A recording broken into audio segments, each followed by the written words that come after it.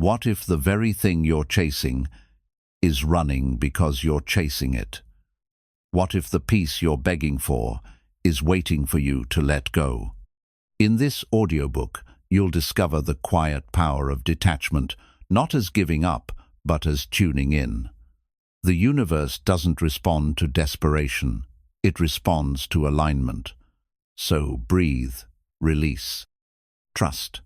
Because what's meant for you will never miss you, and what misses you was never yours to carry.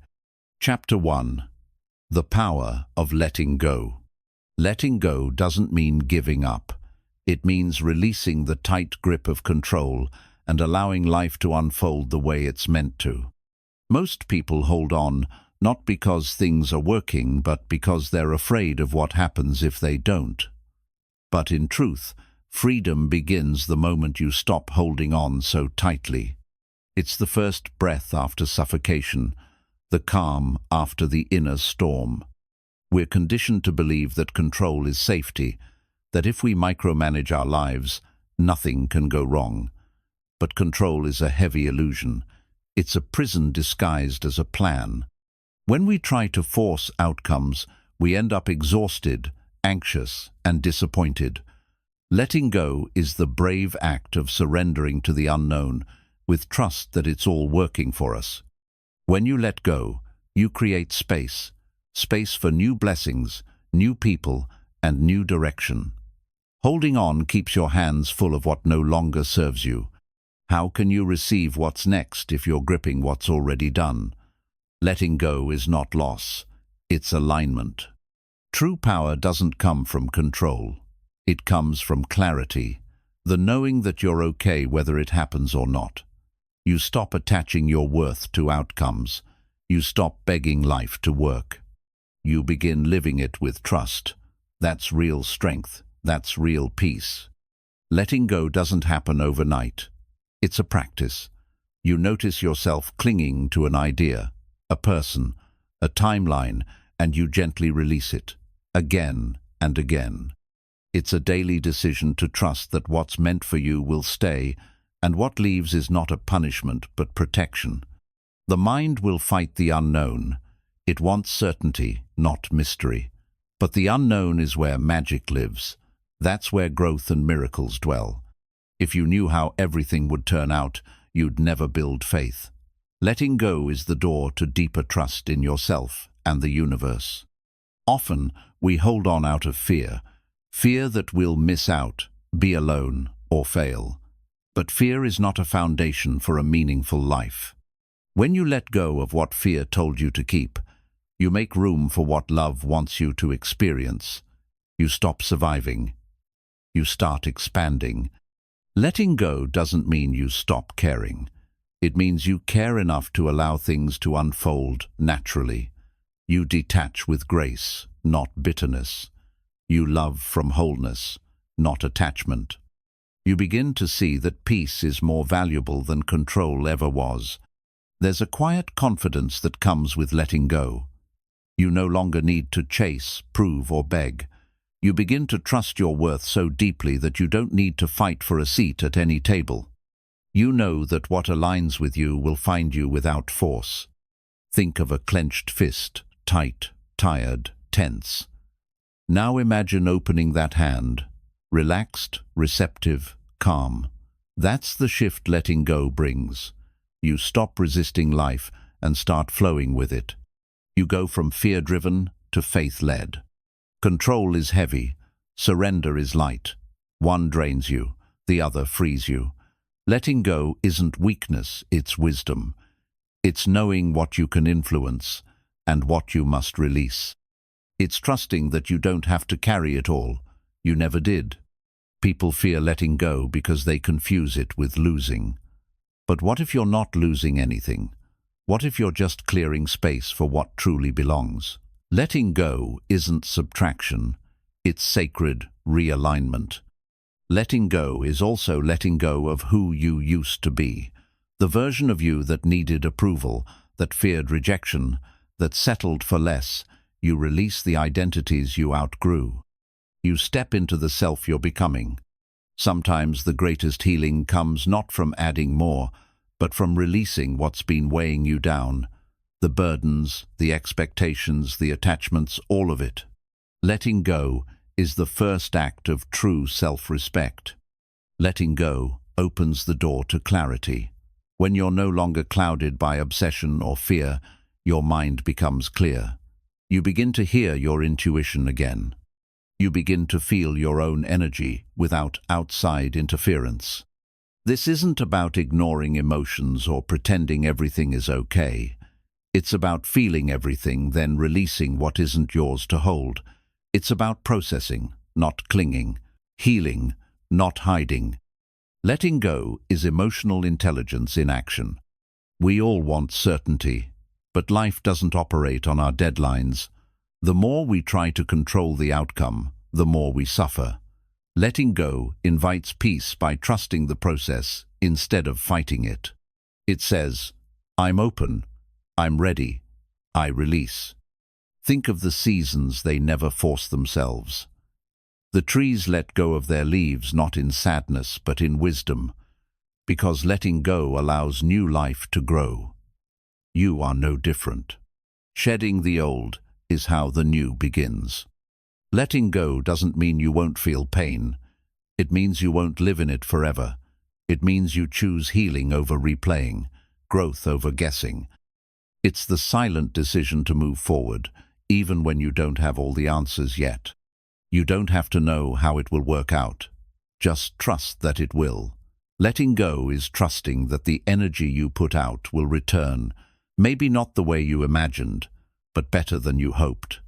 Life surprises those who stop forcing and start flowing. Your worth was never tied to what you held onto. The job, the relationship, the identity, those were chapters, not definitions. Letting go is realizing you are more than any one moment. You are the author, not the attachment. Lastly, letting go is an act of deep faith. It says, I don't need to chase what's mine. It says, I trust the unseen. It says, I choose peace over proof. And in that space, miracles are born. Because letting go doesn't end the story. It begins the next one. Chapter 2. Trusting the timing of your life. There's a quiet power in trusting the timing of your life, a wisdom that says, I don't need to rush what's unfolding. We live in a world obsessed with speed, but growth is rarely instant. Flowers don't bloom overnight. Mountains aren't formed in a day. Your journey too is unfolding in perfect time, even when it doesn't look like it. We often feel behind because we compare our timeline to someone else's highlight reel. But your life isn't late, it's aligned. The things meant for you are not on someone else's path, and they're not on your rushed schedule either. Trusting the timing means releasing comparison and choosing presence. Every delay holds a lesson. Every detour carries direction. Sometimes the things you thought were setbacks were just sacred pauses preparing you for what you couldn't have handled back then. What feels like waiting is often transformation in disguise. When we try to force things before they're ready, we don't get alignment, we get anxiety. We chase outcomes and miss the lessons. Trusting the timing isn't about doing nothing, it's about doing what you can, then letting the rest unfold without pressure. You don't need all the answers right now. Life reveals the next step when you're ready, not when you're desperate. Trust is knowing the path is still forming under your feet. And even if you don't see the full map, the direction is already written. Impatience comes from fear, the fear that things won't happen. But trust comes from inner knowing, the calm certainty that what's for you can't miss you. One is frantic, the other is faithful.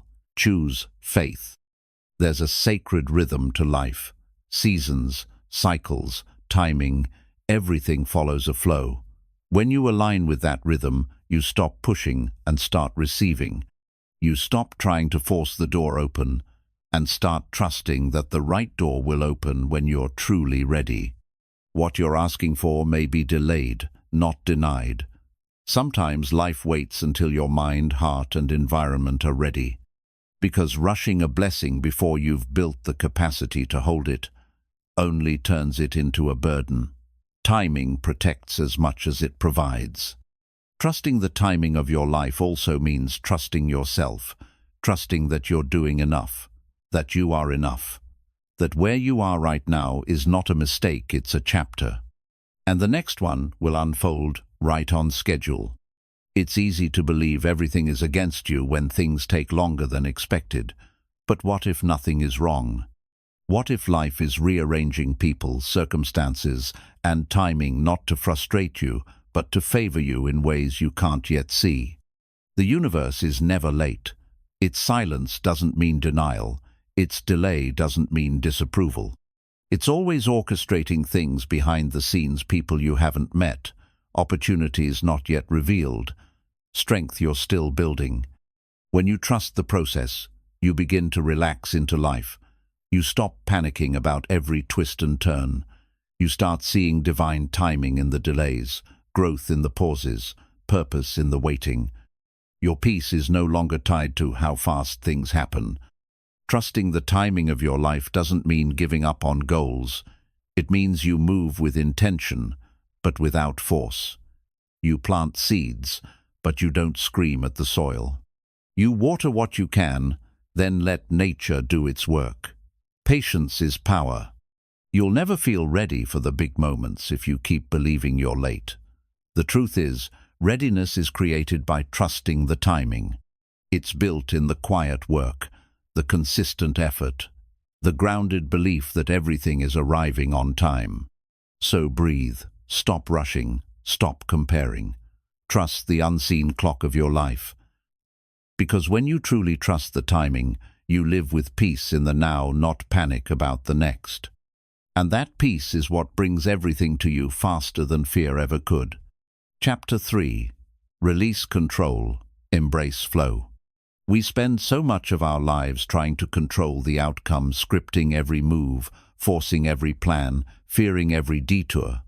But control is an illusion, and the more you grip, the more you suffer. True peace doesn't come from control. It comes from trust, the kind that lets you loosen your hold and allow life to unfold. When you live in control mode, you're constantly resisting reality. You try to bend everything to your expectations, only to feel anxiety when it doesn't align. But flow begins where resistance ends. It begins when you stop fighting what is and start dancing with what could be. Embracing flow isn't about being passive, it's about being aligned. It's learning when to act and when to allow, when to push and when to pause. Life has a rhythm, and when you trust that rhythm, you begin to move with it instead of against it. The need for control often comes from fear that if you don't force it, it won't happen. But control restricts your vision. It narrows your awareness to what you want so badly that you miss what's better trying to reach you. Flow requires faith in what you cannot yet see. Control says, make it happen. Flow says, let it unfold. One drains you, the other sustains you. When you release control, you stop trying to manipulate every detail. You stop micromanaging life. You create space for miracles, for the unexpected blessings you didn't plan but deeply needed. Some of your greatest breakthroughs will come the moment you surrender. When you stop demanding answers and start listening.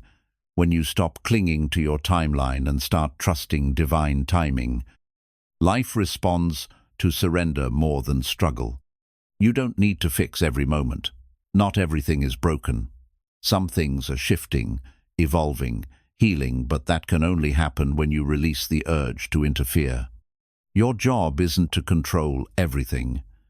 It's to trust what's being revealed, even if it doesn't look like what you imagined. Trying to control the journey blocks the natural flow of life. You become rigid, impatient, reactive. But when you let go, you start to notice the signs, the nudges, the synchronicities that were always guiding you. Flow invites awareness, while control invites tension. Letting go doesn't mean giving up, It means giving in to the greater intelligence of the universe. It's choosing alignment over force, ease over stress. You still take action, but not from panic, from peace. That shift changes everything. The more you try to control others, the more you lose connection. Flow honors freedom, your own and others. It teaches you to allow people to grow at their pace, love in their way, learn in their timing. Control builds walls. Flow opens doors. Your intuition speaks loudest in stillness, not struggle. When you release control, you create space to hear that voice. You begin to move from inner guidance instead of outside pressure. That's where your power lives, not in forcing, but in following the flow of what feels right. When you resist what life brings, you miss the lesson. When you embrace it, you unlock the wisdom.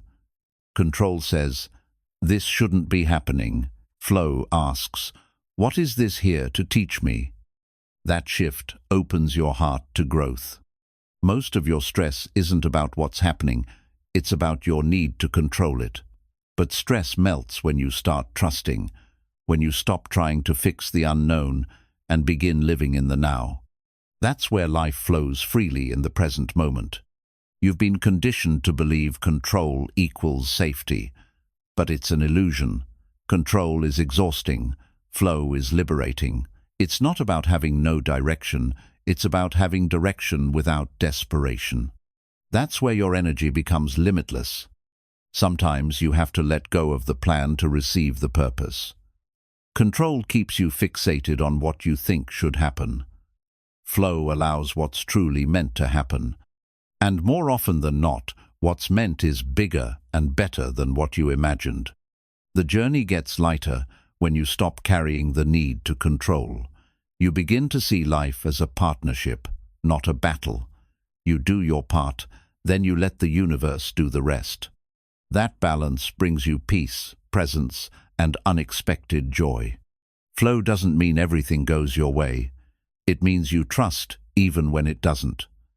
It's a mindset, one that knows you are supported, even in silence, guided, even in chaos, and held, even in your hardest chapters. Release the pressure to force things into place. Life isn't a puzzle to be solved, it's a path to be walked. And when you walk it with openness, you begin to see signs everywhere. Evidence that life is responding to your surrender. Stop gripping, stop forcing, stop fearing every unknown. Breathe. Loosen your grip. Flow finds you when you finally say, "I don't have to control this to be okay." That sentence is your freedom. That surrender is your power. Control is heavy, flow is light. Let go of what you think should happen. Embrace what's unfolding. You'll find that life becomes more beautiful when you stop trying to drive it and start letting it carry you forward. Chapter 4. Detachment is not indifference. Detachment is often misunderstood. It's not about being cold or careless. It's about creating space between your identity and the outcome. It means caring deeply but not clinging desperately. It's choosing peace over obsession, alignment over attachment. When you're attached, you begin to confuse your worth with results. You base your self-esteem on whether things go your way. But detachment reminds you, your value is not defined by outcomes. You are enough, even when things don't unfold as planned. Indifference is apathy. Detachment is awareness. Indifference says, "I don't care." Detachment says, "I care, but I'm not controlled." There's power in being fully invested, yet emotionally free.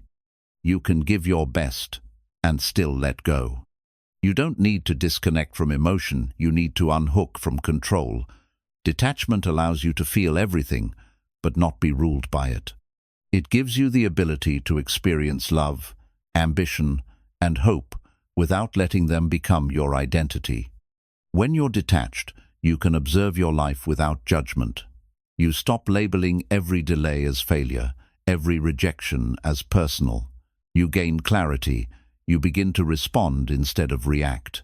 That shift is what creates emotional intelligence. Holding on too tightly suffocates the very thing you're trying to grow. Whether it's a dream, a relationship, or a goal, attachment can poison it with fear. But when you loosen your grip, you allow it to breathe, to expand, to evolve naturally. Detachment brings peace because it frees you from the emotional roller coaster of outcomes. You stop rising and falling with every external change. Instead, your peace becomes anchored in who you are, not in what happens.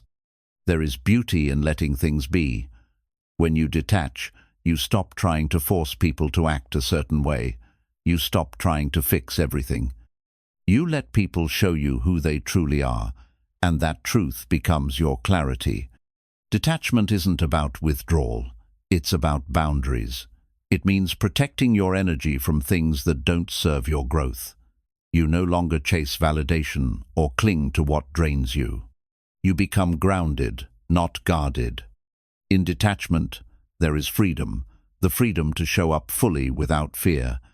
You can give love without needing it, returned in a specific form. You can pursue success without losing yourself in it. That freedom is power. People may mistake your calm for distance, but what they're witnessing is inner strength. Detachment gives you the ability to stay rooted when life pulls at your edges. It gives you space to choose response over reaction, grace over urgency. You don't need to detach from life, you need to detach from control, fear, and scarcity. Detachment says, I trust the process, I trust myself. I trust what's meant for me will never require me to lose myself. When you operate from detachment, you shift from desperation to discernment. You no longer beg to be seen, chosen, or validated. You become the chooser of peace, of alignment, of what truly deserves your presence. Letting go doesn't mean you've stopped caring. It means you've started caring for yourself too. Detachment is how you stop betraying yourself for things that never valued you to begin with. It's how you reclaim your peace. You cannot force someone to stay, love, understand, or support. You can only hold space and let their truth rise to the surface.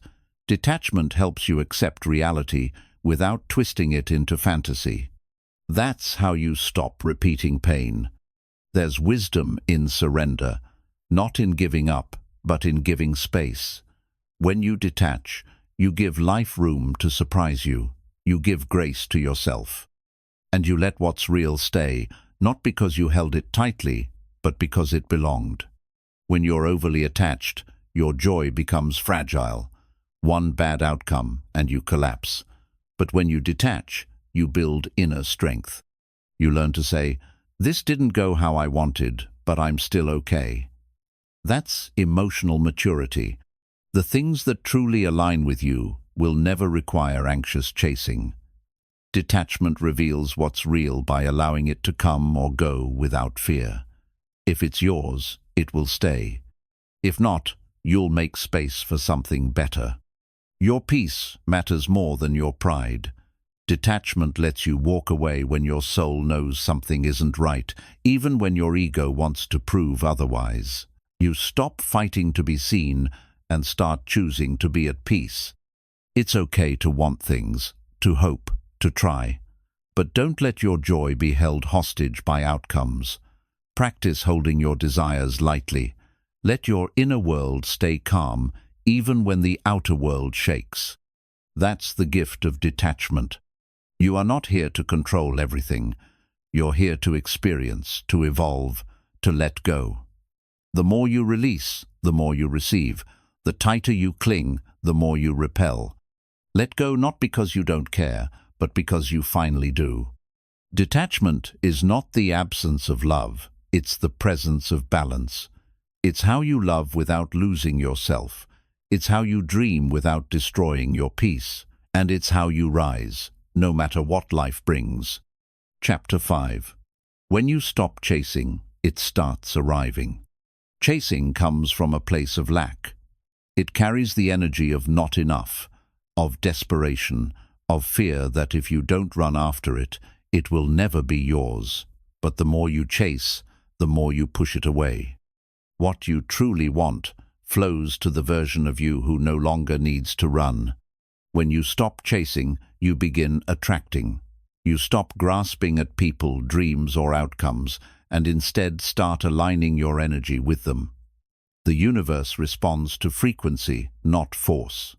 Your stillness becomes a magnet when it's rooted in belief, not anxiety. There's a silent power in knowing what you want and not begging for it. When you chase, you tell the universe you don't have it. But when you hold calm expectancy, you create the space for it to come without resistance. That's when magic happens. Think about it. The sun doesn't chase flowers to bloom. It shines and they grow. You don't need to run after everything. You need to radiate your truth so clearly that what belongs to you finds you effortlessly. The version of you that chases is the one who doubts. But the version that trusts doesn't chase, they choose. They align, they allow. They know what's meant, won't miss them, and they don't need to exhaust themselves to prove their worth. Chasing drains your energy. It distracts you from becoming. You waste your time trying to convince, impress, and win approval when the real work is becoming so grounded in your value that you no longer feel the urge to convince anyone. Letting go of the chase doesn't mean giving up on the dream. It means stepping into alignment with it.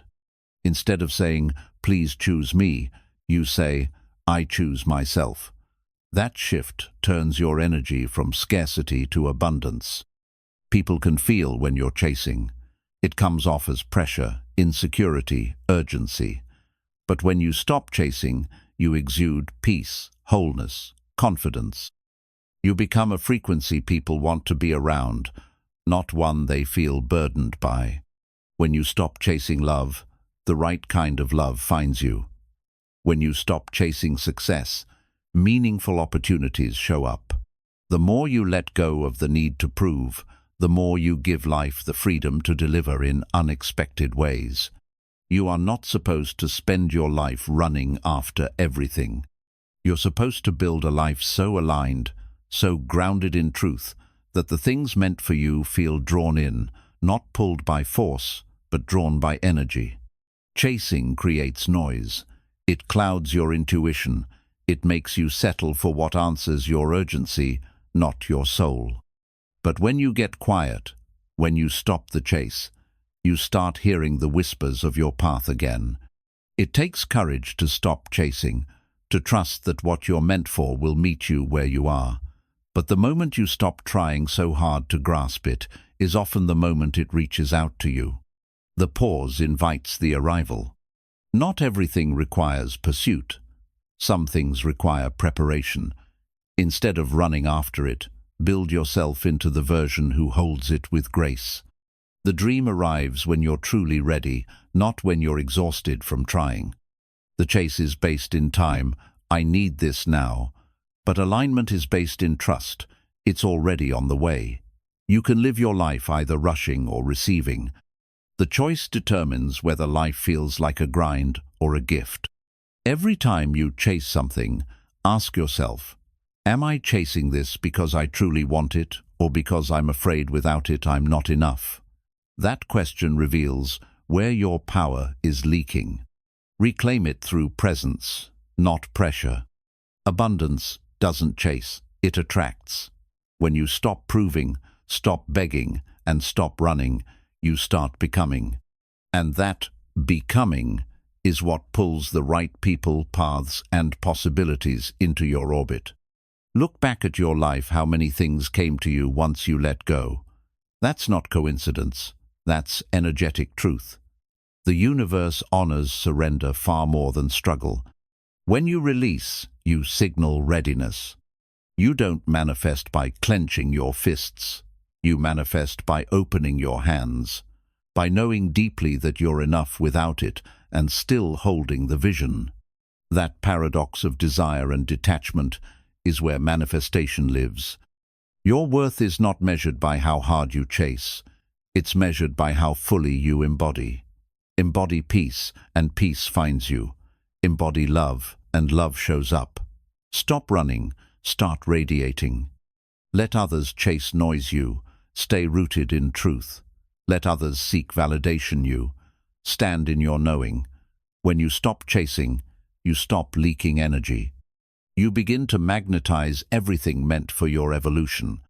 When you become still, you begin to see clearly. You stop forcing open, locked doors and notice the ones already open. The chase makes you blind.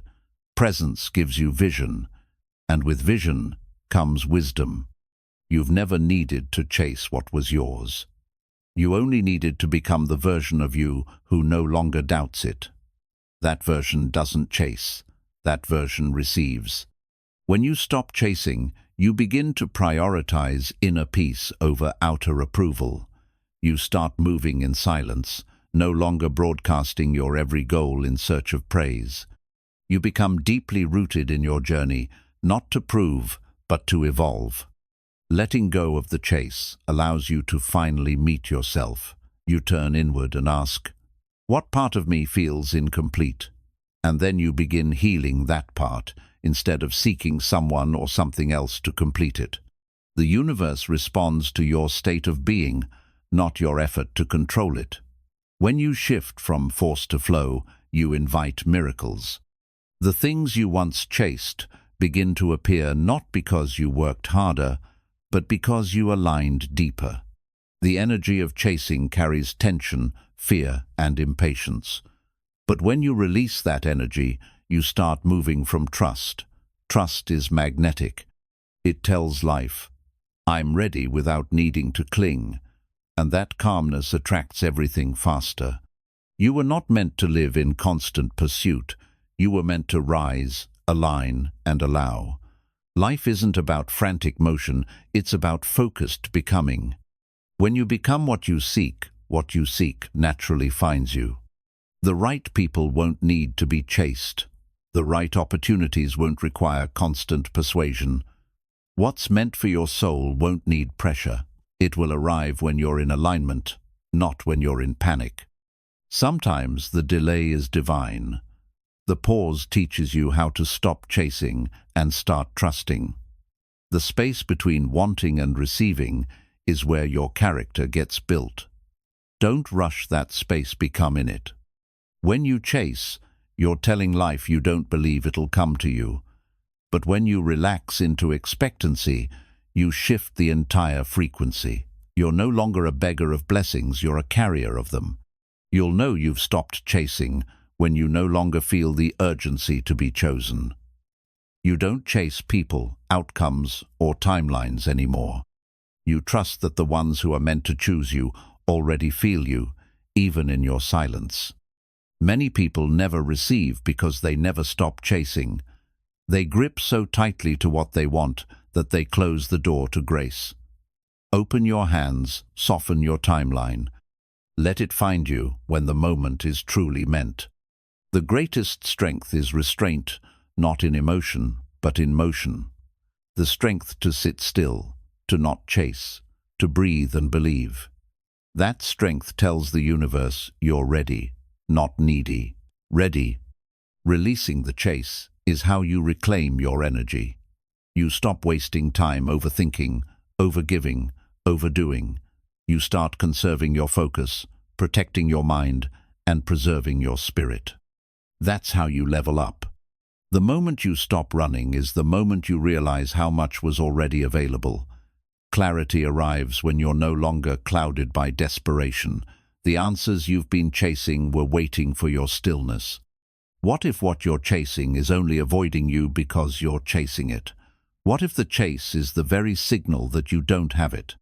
Flip the script, start living like it's already yours, and watch how everything shifts. The energy of I need repels, but the energy of I trust attracts. It's not about pretending you don't want it. It's about trusting that your worth isn't based on whether you get it or not. That's the vibration of power. In silence, everything becomes louder. Your truth, your direction, your knowing. The chase keeps you distracted. Stillness brings you home. And when you're home within yourself, everything external starts moving in your favor. Let others run after validation. You stay grounded in self-respect. Let others chase clout. You build legacy. You don't need to sprint to arrive. You need to align and evolve. What's yours will recognize you in that state. Even your biggest dreams don't want to be chased, they want to be aligned with. They want you to rise to their level, not run beneath them. Meet your vision with inner work, not outer struggle. Then watch it rise to meet you. Becoming magnetic isn't about trying harder, it's about becoming clearer. Clarity is magnetic, peace is magnetic, wholeness is magnetic. Chase nothing, cultivate everything. You are most powerful when you stop proving. You become untouchable when your identity isn't tied to any single outcome. The real glow-up is detaching from what drains you and attracting what builds you. You've spent too long running after things hoping they'll complete you. Now is the time to stop, turn inward, and become what you've been chasing. Once you do, life will chase you back. You never had to run after anything. You just had to remember who you are, whole, worthy, powerful. And from that place, you don't chase, you choose. You don't beg, you become. Chapter 6. How resistance blocks your blessings. Resistance is the silent wall between you and the life you're trying to manifest. It's not always loud. It often hides behind doubt, overthinking, control, or fear. But what it always does is close the door on flow. When you resist, you create energetic tension that blocks what wants to reach you. Every time you say, "It has to happen this way," you cut off 100 other ways it could happen. Resistance is rigid, it wants control. But blessings often arrive through the paths you didn't expect. The more flexible your energy, the wider your channel for receiving. When your mind clings to how things should be, you miss how things could be. Resistance is rooted in fear of the unknown, fear of disappointment, fear of surrender. But blessings live in the unknown. They require openness, not obsession. You can want something deeply and still block it completely. Why? Because underneath your desire is resistance. Resistance to being patient, to letting go, to trusting the process. That friction cancels out the frequency of your desire. Resistance often looks like control, the need to micromanage timelines, outcomes, and people. But control is born from fear, and fear cannot hold the energy of abundance. The universe responds to trust, not tension. When you resist, you shrink, you contract. Your body tightens, your heart guards itself, your thoughts loop in survival mode. In that state, blessings can't land. They need openness, space, expansion. Resistance builds walls. Receiving requires windows. Even your language can create resistance. Words like "I need," "I can't," "I have to" send out signals of scarcity.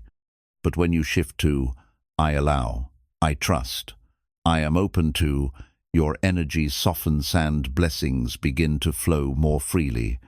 Most people think action creates results, but it's alignment that creates flow. You can take all the action in the world, but if you're moving from resistance, you'll just keep circling. You'll feel exhausted instead of elevated. Blessings aren't attracted to stress, they're drawn to surrender. When you hold on too tightly, you strangle the energy. It's like trying to receive with clenched fists. You can't. You have to release in order to receive. Resistance can show up as disbelief. If you want something, but deep down believe it's too big for you, you block it. The blessing may be ready, but your belief system won't let it in. That's why mindset work is spiritual work. So many people pray for miracles, but resist the steps that lead to them. They ask for love, but resist healing. They want success, but resist showing up consistently. They crave freedom, but resist letting go.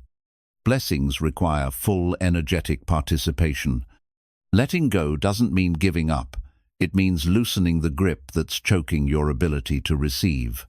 When you let go, you create space for grace, for miracles, for divine timing. Resistance is the voice that says, "Not yet." Letting go is the voice that says, "I'm ready." The body knows when you're in resistance. You feel it as tension in the chest, knots in the stomach, a racing mind. Pay attention. Your nervous system is a mirror of your energy. Peace is a signal of alignment. Restlessness is often a signal of resistance. You can't manifest something and then fight the path it takes to arrive. That's resistance in disguise. The universe speaks through detours. If you resist the route, you may delay the blessing. Stay open to the how, even when it's unfamiliar. Most resistance is unconscious. It's the conditioning you picked up that says, "I'm not enough," or "It's too late," or "People like me don't get that." These internal blocks act like energetic shields, keeping the blessing at arm's length. True surrender isn't passive, it's powerful. It says, "I've done my part, and now I trust life to meet me halfway." Resistance says, "If I stop pushing, I'll lose it." But the truth is, if you're in alignment, nothing meant for you can miss you. When you clear resistance, blessings come faster.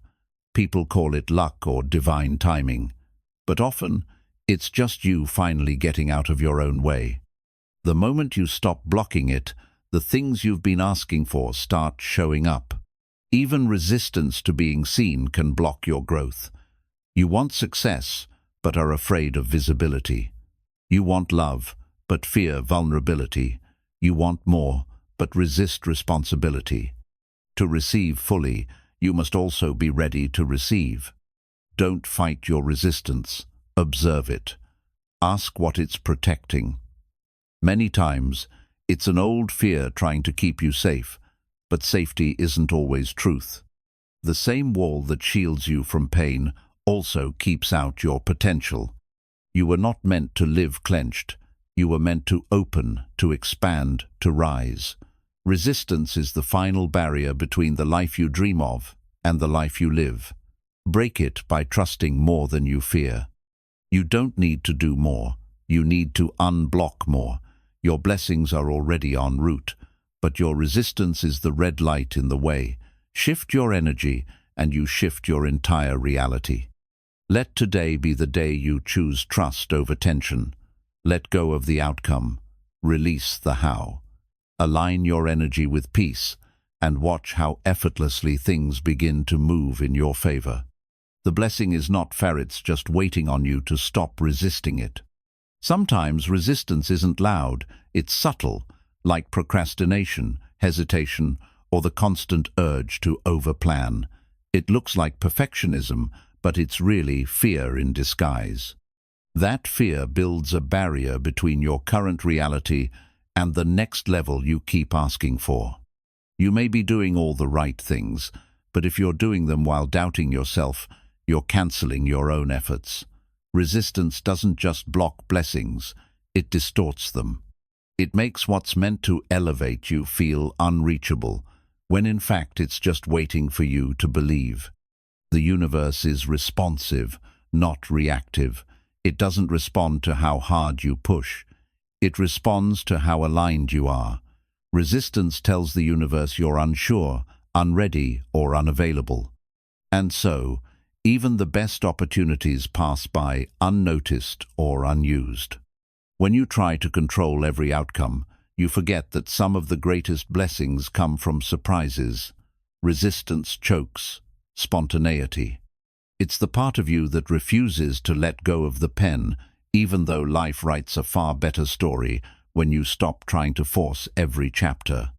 You can't be in flow and in fear at the same time. One will always override the other. If your default is resistance, then even your manifestations come wrapped in friction.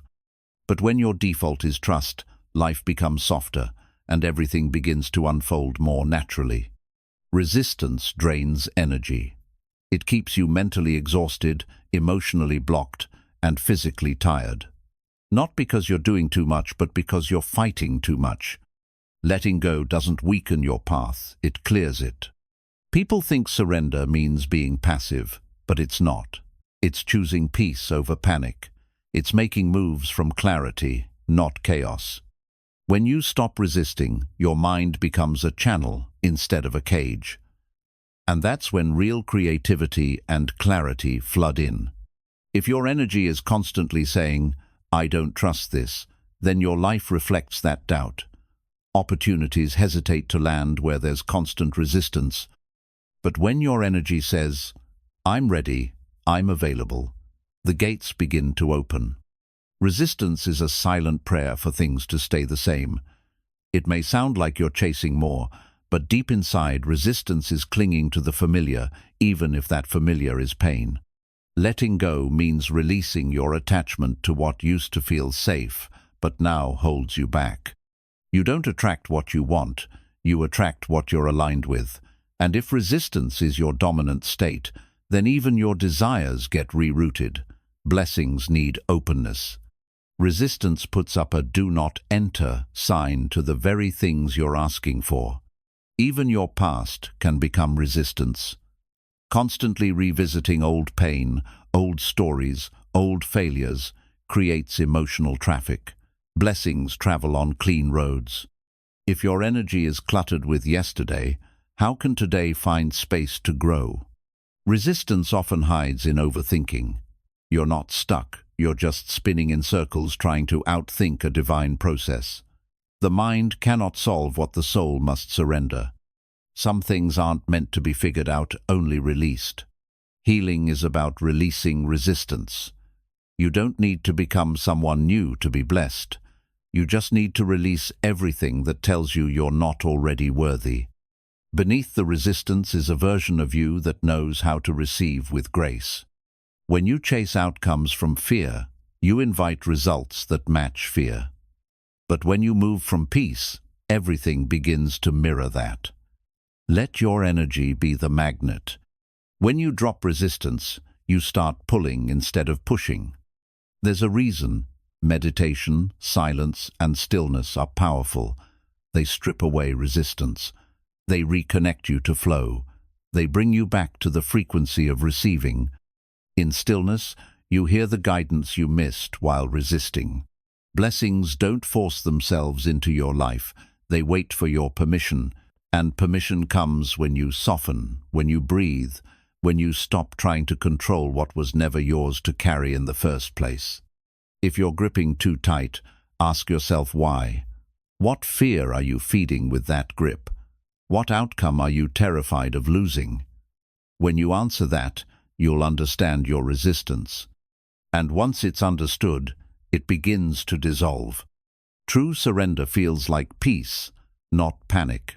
It doesn't mean you stop caring, it means you stop fearing. It means you trust the process, knowing the right things will arrive. Not when you're tense, but when you're ready. Even small resistance can delay massive blessings. That one thought, "What if it doesn't work?"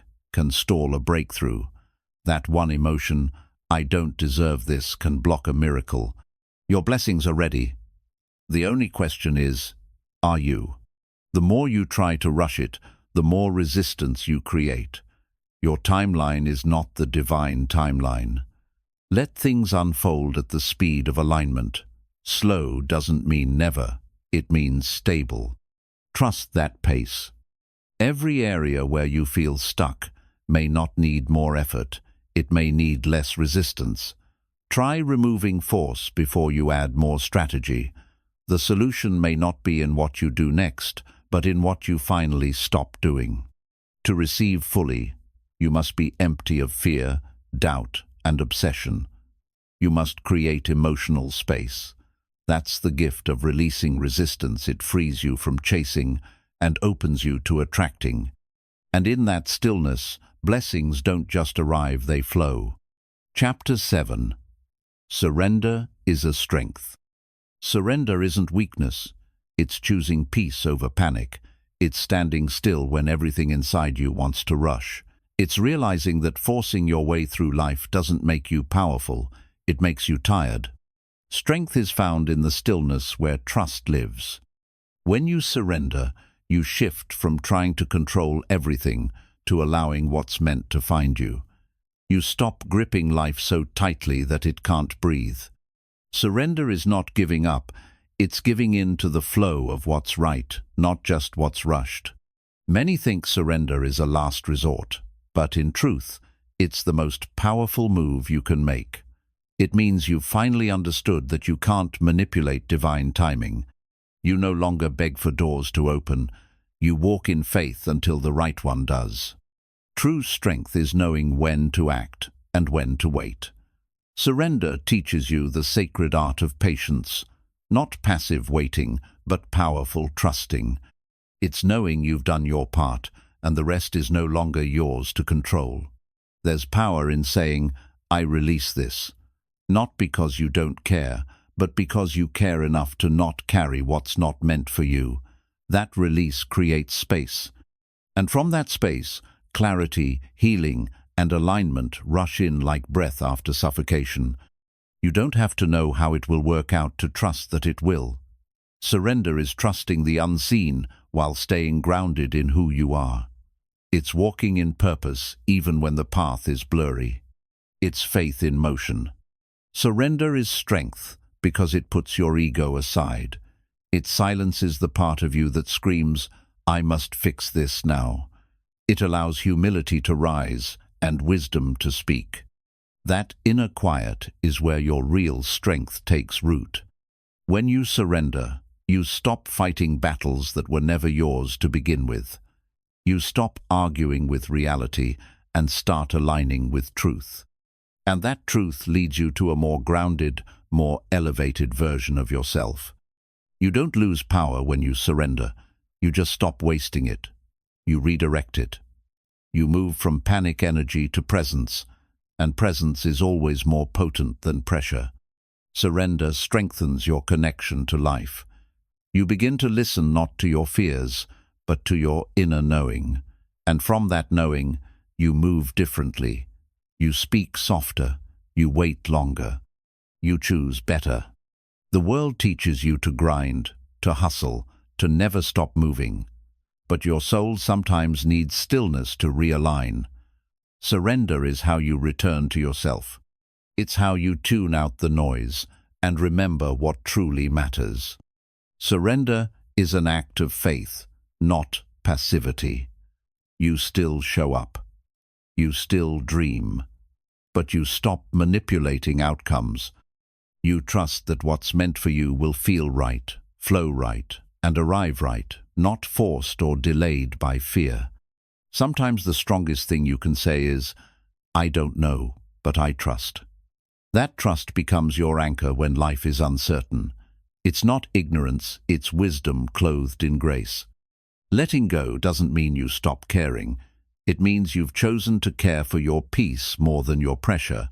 You stop obsessing and start observing. You learn that peace isn't found in having everything, it's found in needing less control. When you try to control life, you live in resistance. But when you surrender, you live in flow. That doesn't mean you stop working, it means you stop working against yourself. You start building with the wind, not against it. Surrender is how you soften without shrinking. It's how you become strong without becoming hard. It's how you stay rooted while letting the storm pass through. The tree that bends is the one that survives. It's easy to fight. It takes true strength to surrender, to say, this pain is not mine to carry alone, to ask for help, to let go of pride, to trust that healing doesn't always look like control. That's the courage surrender demands. You don't need to fix everything. Some things need space, not solutions. Surrender teaches you to create space for grace, for growth, for guidance. It's in that space that the miraculous enters. The greatest breakthroughs often come right after surrender. That moment when you stop pushing and just breathe, that's when the shift begins. Not because you forced it, but because you finally allowed it. Surrender doesn't mean abandoning your dreams, it means releasing the pressure to force them into existence. You still move. but you move in peace. You still strive, but you're no longer driven by fear. You let life meet you halfway. You were never meant to carry everything. Some burdens need to be laid down so you can rise. Some chapters need to close so new ones can unfold. Surrender is how you say, I trust life to lead me somewhere better. At its core, surrender is self-love. It's saying, I deserve peace. I deserve alignment. I don't need to earn everything through struggle. That belief alone is strength. And from that strength, you become unstoppable not by force, but by flow. Surrender is not quitting. It's choosing a different kind of power. A quieter one, a knowing one. When you stop forcing, you invite real clarity. You see people more clearly, feel yourself more deeply, and move with intention rather than reaction. There is deep intelligence in letting go. It's your soul telling you that the struggle you're holding isn't aligned with your truth. That maybe the things you're gripping the hardest are the exact things holding you back from peace. In the space of surrender, healing begins, because you stop picking the wound, you stop obsessing over the outcome. And in that stillness, your spirit starts to repair itself without noise, without rush, without needing applause. You don't have to understand every detour to trust the journey. Surrender says, even if I can't see the full path, I'm still going to walk it with faith. That level of trust creates spiritual momentum far stronger than any fear. Many never experience peace because they're too addicted to control. They believe safety comes from knowing every step. But real peace comes when you trust life to carry you not because you're in charge, but because you're aligned. There is nothing more powerful than a calm person in chaos. That's what surrender does. It doesn't remove the storm, it teaches you how to stay steady in it. It gives you the ability to respond instead of react. You weren't designed to carry everything. Life gets heavy when you try to hold what was never yours. Surrender lightens the load not by solving every problem, but by releasing what's out of your hands. Control is fueled by fear. Surrender is fueled by trust. When you begin to trust yourself, your path, your timing, you naturally stop trying to micromanage every moment. You begin to breathe with the rhythm of life instead of resisting it. It's okay to not have all the answers. Surrender gives you permission to be human, to feel, to fall, to pause, to grow. The world may demand perfection, but your soul craves presence. And surrender gives you that. When you stop chasing, you find peace. When you stop forcing, you find flow.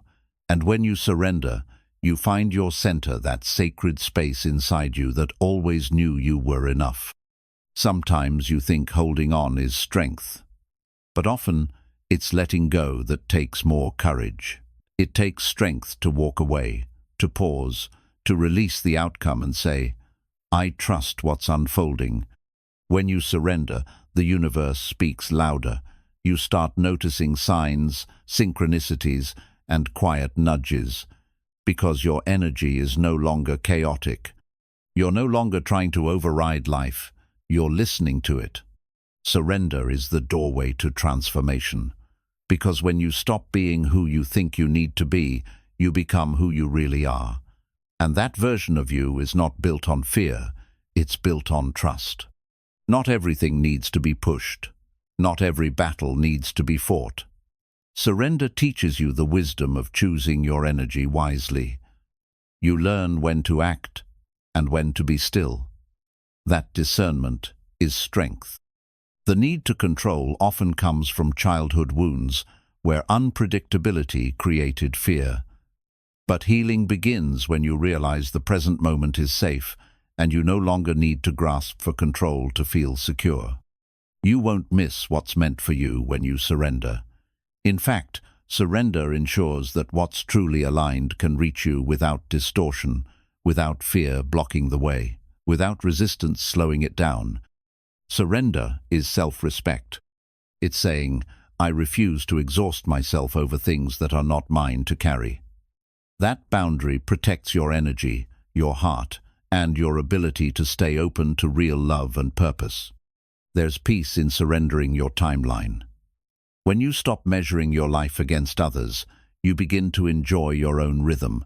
You stop racing and start rising slowly, intentionally, powerfully. People may mistake your surrender for silence, your stillness for stagnation. But don't worry, they don't need to understand your process. You're not here to impress, you're here to align. Let your peace speak louder than your hustle. It's not easy to surrender, especially in a world that glorifies control.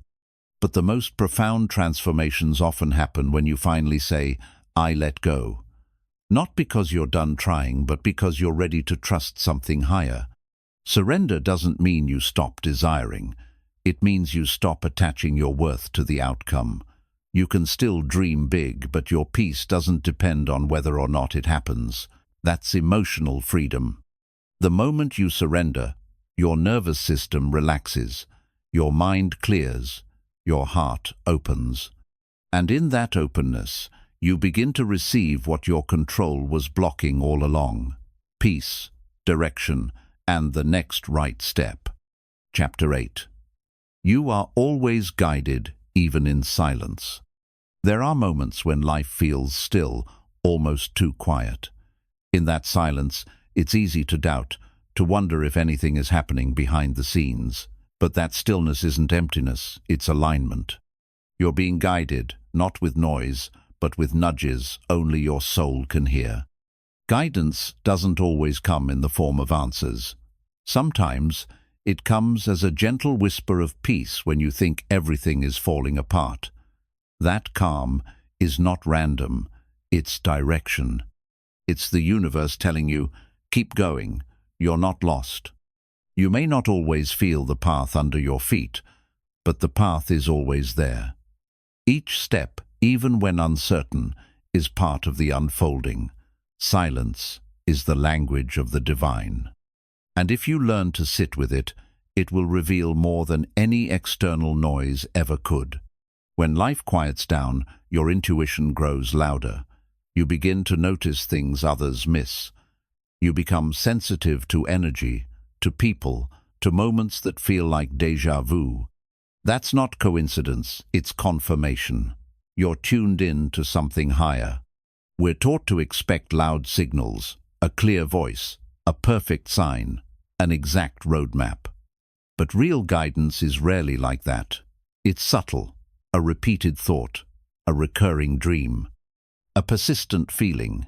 It's the universe tapping your shoulder and waiting for you to notice. Sometimes your confusion is sacred. It's the fog before the breakthrough. In that fog, you're not abandoned, you're being asked to trust without proof. That kind of trust rewires your soul. It turns doubt into devotion. Even your detours are guided. The relationships that didn't last, the doors that didn't open, the jobs you didn't get, they weren't failures, they were redirections. Proof that something higher has always been steering you away from what's not meant. When nothing makes sense, that's often when the most transformation is happening. The universe tears down your false sense of control so that it can rebuild you with truth. Silence is not absence, it's preparation.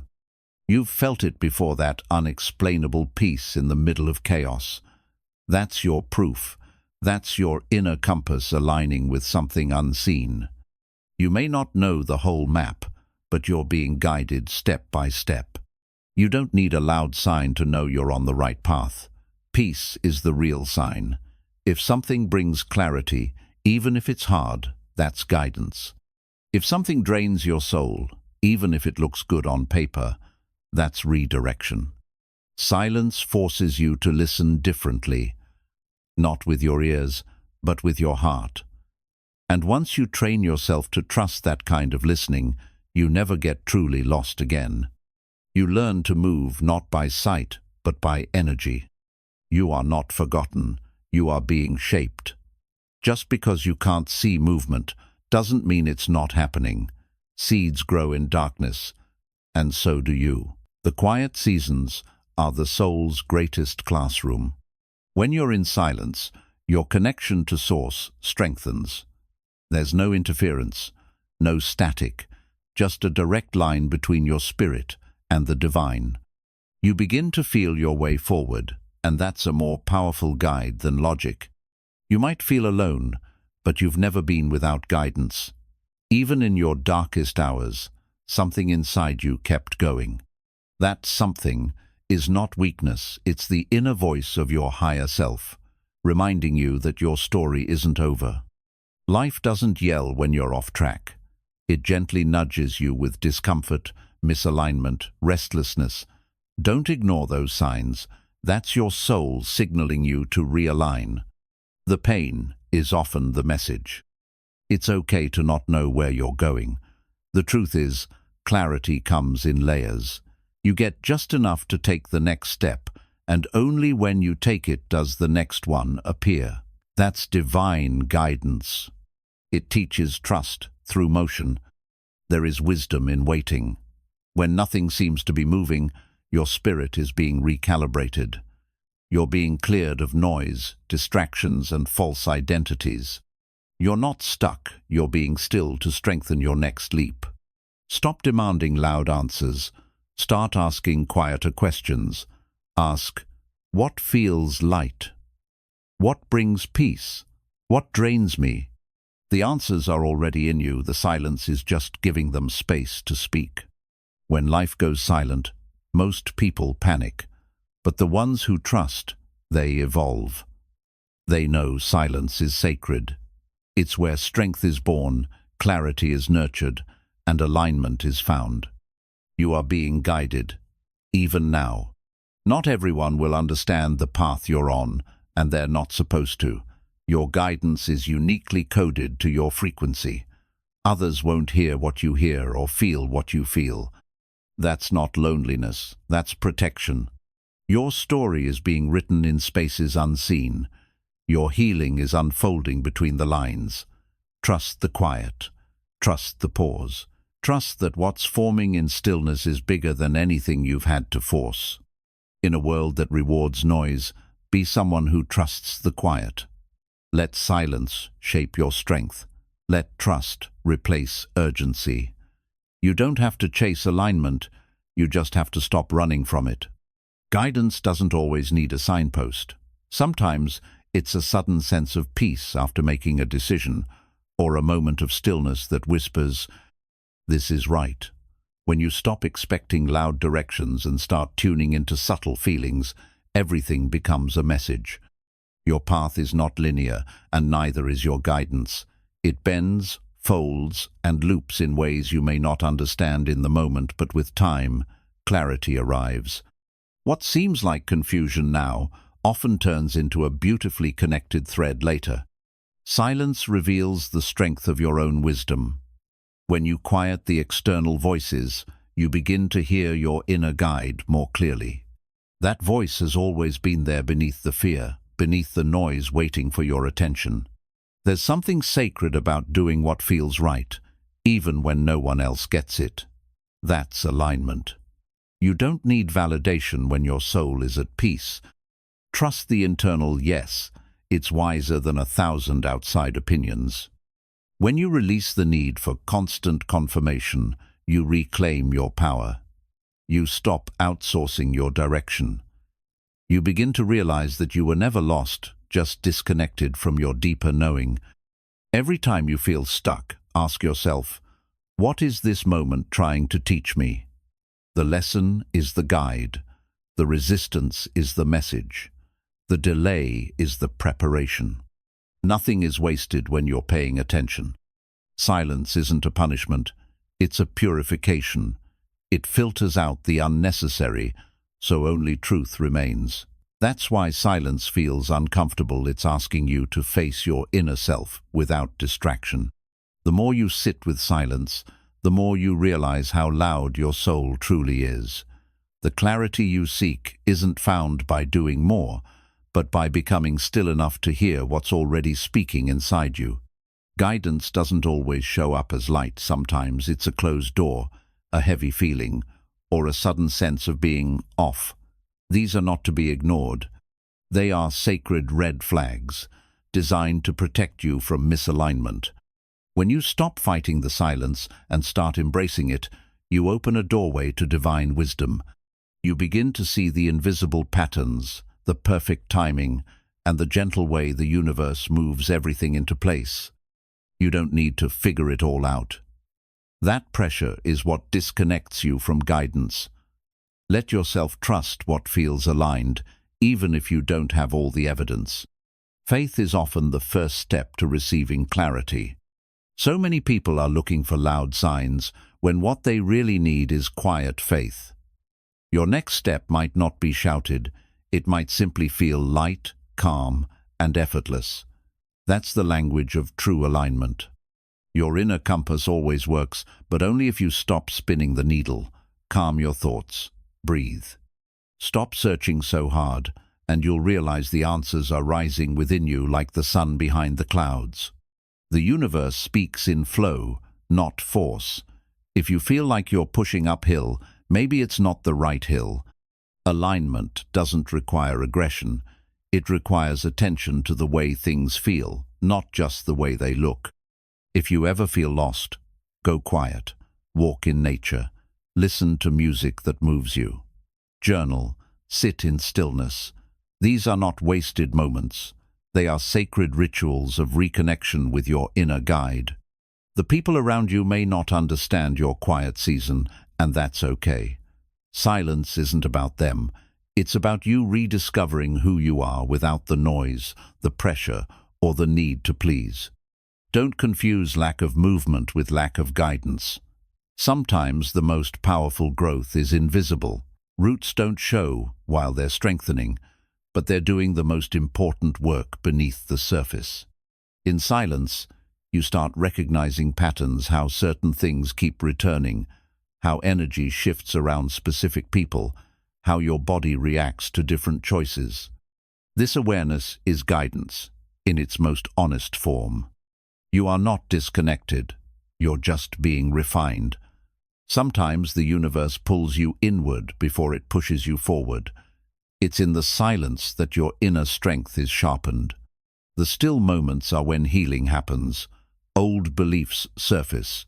Emotional weight rises. It can feel overwhelming, but that's not chaos, it's cleansing. You're being guided to release what's no longer yours. There's a soft knowing that grows when you stop demanding certainty. You begin to feel held by something larger. It's not always logical, but it's always true. You may not be able to explain it, but deep down, you know. Let this chapter be a reminder. Silence doesn't mean you're alone. It means you're listening. And the more you listen, the more clearly you hear the truth that's been waiting patiently beneath the noise. Chapter 9. Align with peace, not panic. Peace is a frequency, not a reward. It's not something you earn after everything is fixed. It's something you choose in the middle of the unknown. When you align with peace, you stop needing everything to make sense before you allow yourself to breathe. Panic is the mind's way of trying to control what it doesn't understand. But peace is the soul's response to remembering it doesn't have to control everything. You're allowed to be calm, even when life is not. You don't rise by resisting what is. You rise by softening into what's here. Peace doesn't mean you're passive. It means you trust. It means you know force isn't the same as power, and reaction isn't the same as alignment. There's a stillness in you that's deeper than the chaos around you. It's not found through distraction, but through presence. When you stop fighting the moment, you remember that peace was always within reach. Panic is loud, fast, and reactive. Peace is quiet, slow, and steady. And while panic can feel urgent, peace is what's actually effective. From peace, you choose wisely. From panic, you only escape blindly. In panic, you chase what's not yours. In peace, you attract what's already aligned. One drains you, the other restores you. The more you choose peace, the more clearly you see what deserves your energy. You can't force alignment through stress. You can only return to alignment through surrender. Stop overthinking your way into burnout. Start breathing your way into clarity. Peace is a practice, a decision you make again and again. It's choosing stillness when the noise invites you to react. It's saying, I trust life, when every fear says you shouldn't. Don't wait for everything to be perfect to feel peace. Feel peace, and let that create your next perfect step. You become magnetic when your energy is calm, because calm creates space for real connection. When you align with peace, you become harder to provoke. You stop handing your power to circumstances. You stop letting moods and people decide your mindset. You remember, energy is yours to guard. It's not about ignoring your emotions, it's about regulating them. Panic tells you to run. Peace tells you to breathe. One pulls you into reaction. The other guides you into wise response. You'll be tested often, not to break you, but to teach you how to return to your center. Every moment of chaos is an invitation. Will you spiral outward or anchor inward? Most people live in panic because they haven't practiced peace. But the more you pause, the more you choose presence, the more peace becomes your default, not your exception. Peace is more than a feeling, it's a foundation. It's what you return to when fear knocks. It's what reminds you that things are unfolding, even when they seem still. That life is flowing, even when it looks stuck. You don't find peace in the outcome, you find it in your alignment. You find it when your thoughts, feelings, and actions support your truth, not your fear. There will be moments when peace feels impossible, when anxiety clouds your mind, and the unknown feels unbearable. That's when peace matters most. That's when choosing stillness becomes strength. Start small. Breathe. Observe. Let go. Let the silence speak before you do. Let your nervous system reset. Let peace interrupt your panic before it becomes your personality. You were not born to live in a rush of cortisol. You were born to move with purpose. You were built for clarity, not chaos. You are designed for alignment, not anxiety. Make peace your home. Make it your anchor. Choose it even when your mind offers panic. Remind yourself, you can think clearly later, but peace is how you survive now. Nothing is more attractive than a calm soul. Nothing is more magnetic than someone grounded in peace, because people feel it. Energy doesn't lie. And peace is the most powerful frequency in the room. Every time you feel pressure to fix, chase, or panic, pause. Ask yourself, what would peace do right now? Then follow that answer. That's the version of you aligned with wisdom, not fear. Let peace be your baseline. Let it guide your tone, your choices, your pace. When peace leads, panic fades. When you move from peace, everything that's meant for you arrives not with a crash, but with quiet certainty. Peace is not the absence of noise, but the ability to remain steady in the middle of it. It's your internal decision to not let the storm outside dictate your weather within. You choose it when you pause, when you breathe, when you don't bite the bait. You don't owe everyone a reaction. You don't have to match the chaos of the world to prove you care. Sometimes your calm silence is the loudest statement, a refusal to be pulled out of alignment by anything unworthy of your energy. Panic wants everything now. Peace trusts divine timing. When you're peaceful, you no longer rush what's meant to be slow. You understand that force fractures, but flow fortifies. You don't chase, you magnetize. In moments where fear tries to grip you, go inward. Ask yourself, what story am I believing that's causing panic? Almost always, it's a lie rooted in lack, not truth rooted in power. Real peace begins when you stop believing every fearful thought. Let people around you be in a hurry. Let them live in reaction. That's not your path anymore. Your path is intentional, deliberate, sacred. You're building from peace, and that foundation will outlast the panic of everyone sprinting with no direction.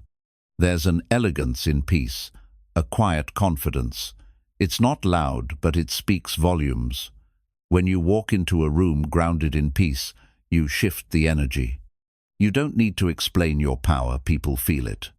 It's not your job to carry everyone's chaos. Protect your energy. Say no with calm. Exit conversations that pull you into urgency. You're allowed to disconnect from environments that confuse movement with progress. You don't have to explain why you're calm. You don't need to defend your peace. The more deeply you embody it, the more you inspire others to do the same. Let your serenity be your leadership. Start noticing what triggers your panic. Is it rushing, overcommitting, pleasing, performing? These are all signs you're outsourcing your worth. Peace reminds you that you're already enough, even when you're doing less. You'll make better decisions when you're at peace. You'll communicate more clearly. You'll see the bigger picture. From peace, you'll choose based on vision. From panic, you'll choose based on fear. One builds, one breaks. If something threatens your peace, pause before engaging. Not everything requires your attention. Most of the time, your silence speaks louder than your defense. Peace is not passivity, it's power with precision. The world profits off your panic. It sells solutions to the chaos it creates. But peace can't be bought. It's cultivated. It's a muscle. You train it daily in how you respond, how you think, and what you allow into your mind. You don't have to win every argument. You don't have to fix every misunderstanding. Peace teaches you to prioritize your energy over your ego. If you're choosing peace, you're already winning. Breathe. Seriously slow, deep breath. Feel your body return to this moment. That breath is your anchor. That breath is your reminder that you're still here, still whole, still in control of how you carry this life. Panic lies. It exaggerates. It convinces you that disaster is the only outcome. Peace brings perspective. It reminds you that you've survived before, that not every feeling is a fact. That calm clarity is always an option. Protect your mornings. Start your day with peace before the world's noise tries to hijack your mindset. How you begin sets the tone. Choose stillness. Choose grounding. Let your day flow from inner quiet, not external pressure. There's strength in not reacting, in observing, in responding when ready, not when triggered. That pause is peace. It saves relationships. It protects your energy. It turns moments of chaos into moments of wisdom. Every time you return to peace, you're rewiring your nervous system. You're teaching your mind that safety doesn't come from control, but from surrender. That calm is not weakness, it's maturity. Let go of urgency. Let go of the pressure to perform. Let go of the timeline that's not even yours. Peace says, I'm not behind. I'm exactly where I need to be. Panic can't exist where presence lives. You're not ignoring reality by being peaceful. You're shifting your power within it. You're choosing to respond with strength, not spiral with fear. You're moving differently now because your energy matters. Peace doesn't mean nothing's happening. It means you trust what's happening, doesn't need your panic. That life is still working in your favor even if you can't see how yet.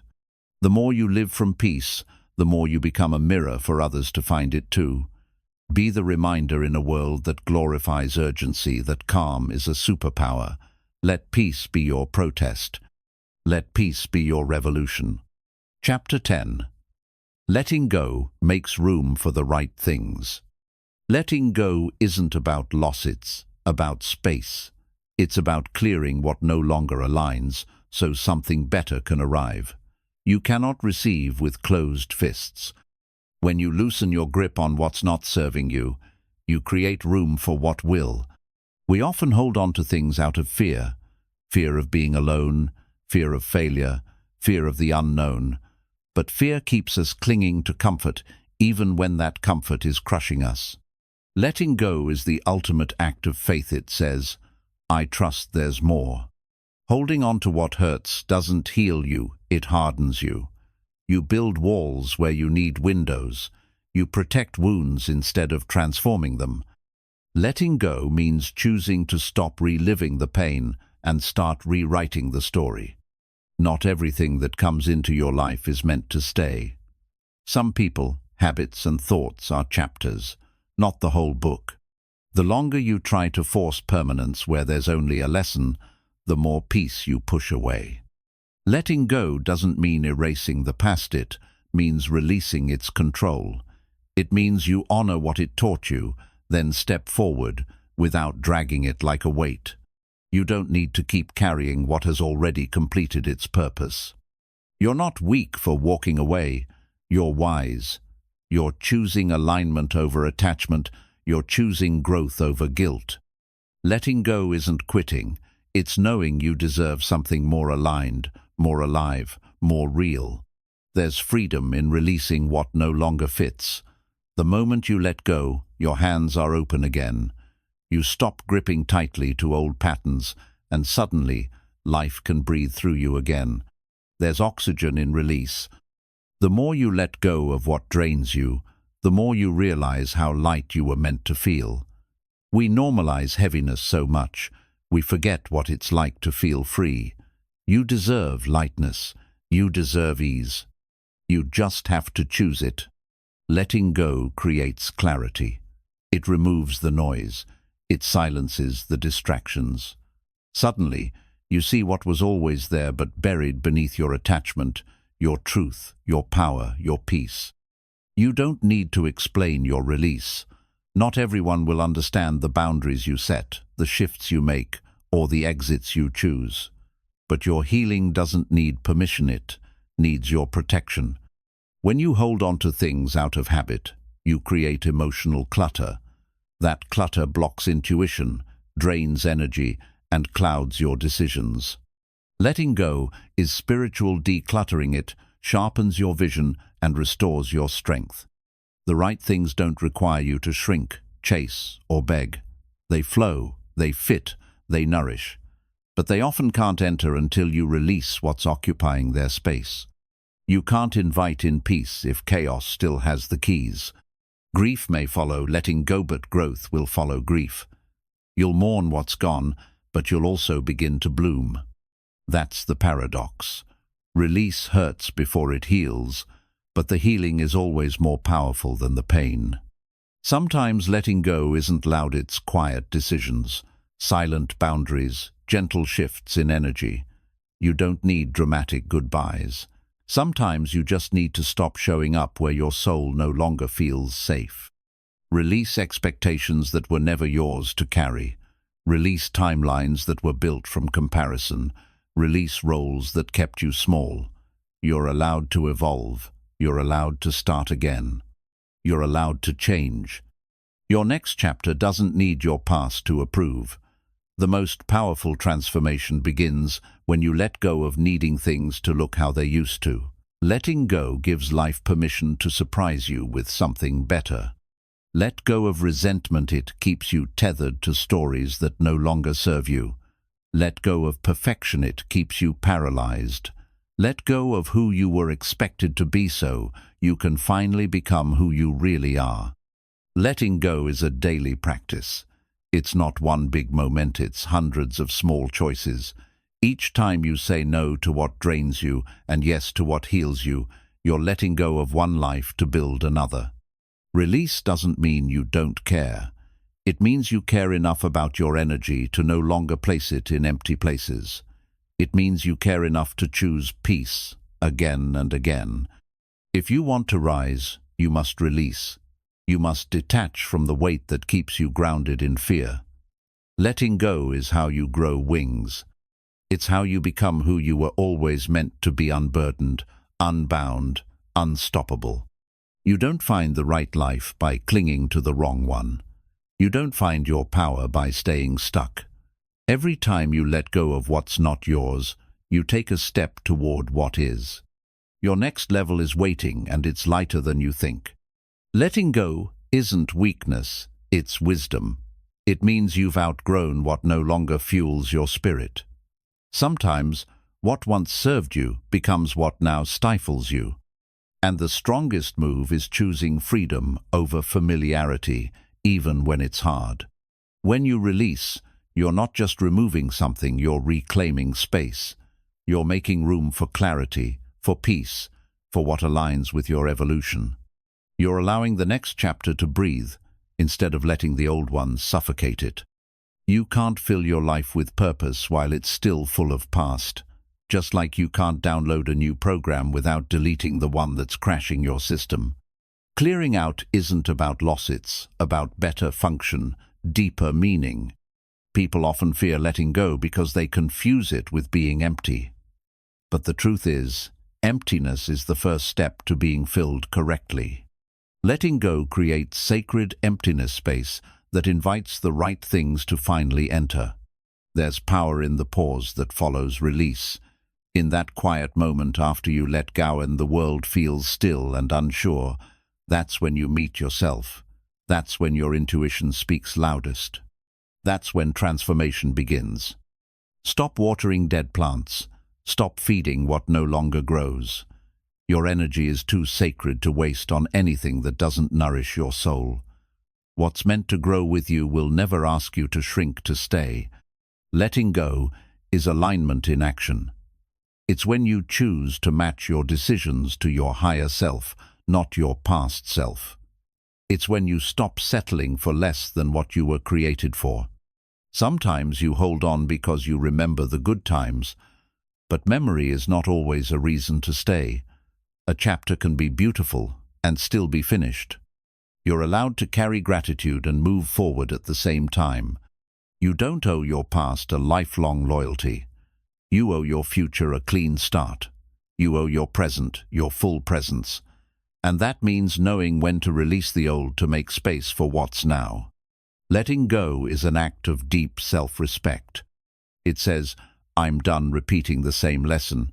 It says, my peace matters more than this pattern. It says, I'm no longer sacrificing myself for the comfort of others. Don't confuse struggle with strength. Holding on out of fear doesn't make you committed, it makes you stuck. True strength is walking away when your soul is screaming for change, even if your comfort zone begs you to stay. The longer you delay release, the longer you delay your real life. The one that's built for your purpose, not your past. The one that moves with your truth, not with fear-based habits you've outgrown. Release also invites revelation. When the noise clears, you hear things you missed before your true needs, your quiet dreams, your heart's deeper wisdom. Letting go isn't an end, it's an awakening. Some doors close not because of failure, but because your spirit has evolved. What once resonated now feels heavy because your frequency has changed. Respect that. Honor the closing. Trust the shift. The need to control is often just a fear of letting go, but the illusion of control only brings tension. Surrender, instead, brings power, because it opens your hands to receive what's truly yours. Letting go is how you show life you're ready. Ready for better love, ready for real alignment, ready for your next level. Holding on is like shouting, I don't trust what's coming. Letting go is whispering, I do. The people who are meant for your future won't require you to betray your peace to keep them. The opportunities meant for you won't demand you silence your intuition to accept them. Trust the release. Don't romanticize what drains you. Nostalgia can lie. It can dress dysfunction in fond memories. Be brave enough to look at what's real, not what's remembered. You can love something and still know it's time to let it go. The greatest breakthroughs often follow the biggest releases. The moment you drop what you've been clinging to, life rushes in with new breath, new opportunities, new clarity. You'll ask why you waited so long. Letting go doesn't happen once. It's a practice, a continual choosing of what aligns over what's familiar. A daily decision to prioritize peace over proving, love over lack, freedom over fear. You're not late. You're not behind. You're exactly where you're supposed to be. And letting go is part of your alignment with that truth. With every release, you become more of who you were always meant to be. If it costs your peace, it's too expensive. If it limits your light, it's time to let go. You weren't born to carry what was never yours to hold. Let it fall away and rise into the space you've cleared for healing, for truth, for joy. Chapter 11. Trust is the gateway to receiving. Trust is not passive, it's powerful. It's a declaration to the universe that you believe in timing greater than your own, that you no longer need to force or beg or chase, that you know what's meant for you is already aligning behind the scenes, even if you can't see it yet. Receiving starts long before anything arrives. It begins in the mind. In the moment you say, "I believe it's possible," that belief sends a signal. It shifts your energy from scarcity to readiness. And the universe doesn't respond to desperation, it responds to that quiet confidence. Most people want to receive but still live in fear. They ask for abundance but expect lack. They pray for love but prepare for abandonment. Trust is the bridge between your desire and its manifestation. Without trust, the signal stays scrambled. When you trust, you open. And when you open, you become magnetic. Things begin to flow, not because you're chasing them, but because you've become a space they feel safe entering. Trust clears the clutter that pushes your blessings away. Doubt builds walls. Trust opens doors. Every time you question if you're worthy, you close a little more. But when you choose to trust, even when you're scared, you begin to rewire your reality from the inside out. Trust doesn't mean you never worry. It means you choose not to live there. It means you acknowledge fear without letting it lead. You say, "I see the uncertainty, and I walk forward anyway." That's courage. That's how you receive. You don't get what you want by clenching. You get it by allowing. Trust softens the grip of control. It removes resistance and makes room for divine timing to do its work. You can't grab the future if your fists are closed with fear. Trust requires patience, and patience is often misunderstood. It's not about sitting still. It's about moving in peace, knowing you don't need to rush. It's about showing up aligned, not frantic. Calm faith is louder than loud effort. Many block their blessings because they still carry the story that they don't deserve them. That's why healing your self-worth is part of learning to receive. You don't just attract what you want, you attract what you believe you're worthy of. The universe will never force you to receive. It waits for your readiness, and readiness looks like trust. It sounds like inner stillness. It feels like quiet confidence that whispers, "I am ready for what's mine." Every time you choose trust over doubt, you shift timelines. You align yourself with a version of you who already has what you're asking for. Trust isn't just emotional, it's energetic. It recalibrates what you're a match for. You've been through enough to know what forcing feels like. Now it's time to learn the rhythm of flow. You don't have to grip anymore. You just have to prepare your space, your energy, your mind. Because trust creates room and receiving needs room. You don't need to convince the universe. You just need to align. Your job isn't to force delivery. It's to live in a way that shows you believe it's coming. Your routines, your boundaries, your focus, they all become proof of trust. Trust isn't passive waiting. It's active alignment. It's showing up every day with the energy of someone who knows their time is near. It's how you walk, how you speak, how you keep going without proof, because the proof is already within you. If it hasn't arrived yet, it doesn't mean it won't. It might just mean you're still being shaped into someone who can hold it. Trust says, even delays are divine. Trust says, if it's mine, I don't have to beg for it. You were never meant to carry the weight of the how. That belongs to something higher. Your role is to hold the vision, take aligned steps, and stay open. When you try to do it all alone, you block what's trying to help you. There's a version of you who already lives the life you're dreaming about. Trust connects you to them. Every time you choose peace over panic, every time you respond instead of react, you're syncing up with that reality. Trust doesn't need applause. It works quietly, silently rewriting your energy until everything starts to shift. You'll notice more ease, more synchronicity, more peace.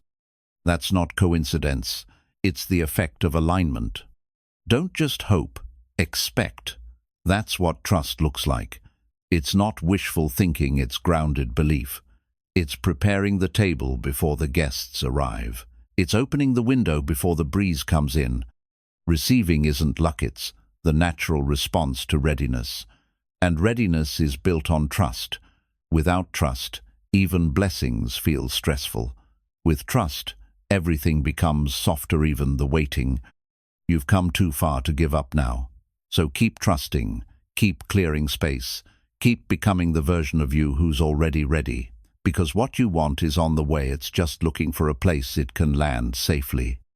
And when it arrives, you'll realize it wasn't the thing that changed your life. It was who you became while you waited. It was the trust you built, the energy you held, the faith you refused to drop. That's what truly opens the gates. You don't need all the answers to move forward. You only need enough faith to take the next step. Trust doesn't eliminate uncertainty, but it quiets your reaction to it. You begin to realize that peace doesn't come from knowing everything. It comes from trusting that everything is unfolding exactly as it should. Trust is not built in moments of clarity, but in moments of confusion. When life doesn't make sense and you still believe something greater is guiding you, that's when trust is forged. Every storm you survive deepens your roots. You're not fragile. You're growing stronger in silence. When you stop obsessing over outcomes, you start noticing beauty in the process. You realize that joy doesn't have to wait for arrival, it lives in every moment you choose to stay aligned. Trust teaches you that fulfillment isn't in the destination, it's in the vibration you hold along the way. People will question your calm. They'll wonder why you're not panicking, but that's because they haven't seen what trust can do. They haven't walked with faith long enough to know how powerful it feels to surrender without giving up. That's your gift. Don't let them shake it. You're allowed to want big things. You're allowed to dream boldly. But don't let your desire turn into anxiety. Want it. Prepare for it. But trust that it will come when it's meant to, when you demand it. That difference in energy changes everything. Sometimes trust looks like walking away. From what's familiar, from what's draining, from what no longer aligns, even if it's scary, even if you don't know what's next. Because trust whispers, there's something better, but you need to make space for it first. Not everything will arrive when you want it to, but everything will arrive when you're ready. And often, that readiness comes through letting go of fear, of timelines, of needing constant signs. When you trust deeply, you don't chase signs. You become the sign. Trust doesn't beg for proof. It creates it. Every day you choose to believe in your growth, in your worth, in your direction. You write evidence that you're on the right path. You're not waiting for life to show you something. You are showing life who you are becoming. The longer you live in doubt, the heavier everything feels. Trust is the relief you didn't know you needed. It's the deep breath after a long season of holding on too tight. It reminds you, you don't have to carry it all. Some things are already being handled for you. You're not late, you're not behind, you're not forgotten. These are lies that fear repeats. Trust says, right on time. Trust says, every delay had purpose. Trust says, You didn't miss anything. You're just being molded into the version of you who can hold it. Every closed door wasn't a rejection. It was protection, a redirection, a divine no that's making space for the right yes. When you trust, you stop viewing detours as disasters. You start seeing them as upgrades in disguise. Trust is a daily practice, not a one-time decision. Some days it's easy. Some days it's a fight. But if you keep choosing it, especially on the hard days, you'll begin to notice a quiet transformation. You'll carry less fear. You'll walk with more certainty. You'll glow with calm. You can't fake trust. The universe feels your energy. That's why saying, "I believe," means nothing if you live in constant panic. Real trust shows up in how you breathe, how you rest, how you speak to yourself. It's a quiet power that shifts everything you touch. You were never meant to live in survival mode. Trust invites you to thrive. It lifts you from frantic energy and brings you back into flow. You don't need to prove your worth. You don't need to earn what's already aligned. You just need to allow it. Imagine if you fully trusted that what you're asking for is already yours. How would you act today? What would you stop worrying about? What energy would you carry? That's the frequency you must live in now. Not someday now. When you let go of needing to control the outcome, you become lighter, more joyful, more magnetic. People feel it. Opportunities notice it. Trust creates a ripple that moves through everything you do. And that's how receiving becomes natural. Not everyone will understand your faith. Some will call it foolish, but let them talk. Because while they speak fear, you're building your future. Quietly, powerfully, with alignment as your guide and trust as your foundation. Trust doesn't make you passive, it makes you powerful. You stop wasting energy on things that drain you. You stop fighting battles that were never yours. You conserve your strength for what truly matters, showing up in your truth every single day. The truth is, the universe responds fastest to those who stop resisting, the ones who say, "I trust," and mean it, the ones who do the work, then release the weight. The ones who know their energy is already enough. They don't chase, they attract. And in the end, it's not just about receiving things, it's about becoming the person who lives with peace no matter what. The kind of person who doesn't just believe in divine timing but embodies it. Who doesn't just want the blessing but feels worthy of it. So if you're in a waiting season, breathe. You are not abandoned. You are not overlooked. You are being refined, strengthened, aligned.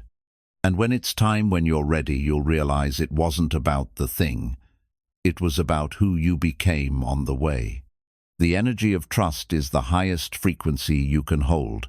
It speaks to the universe without a single word.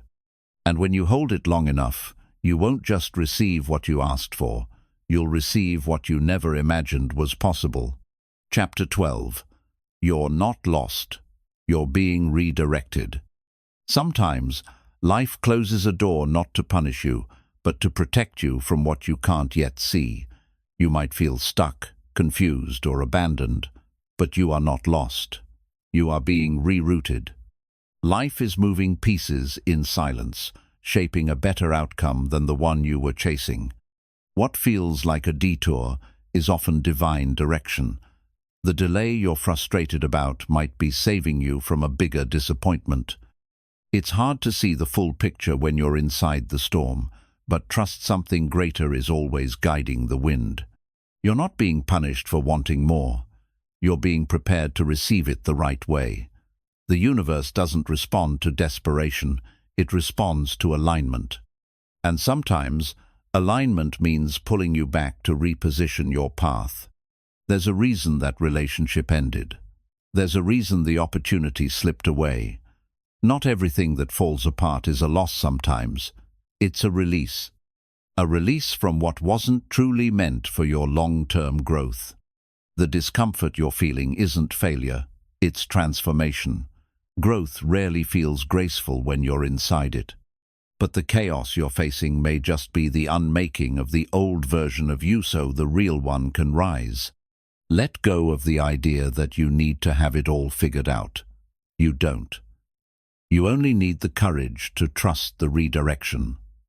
Most people give up at the bend in the road. You're not most people. You're learning to pivot with grace. The job didn't work out. The plan didn't go through.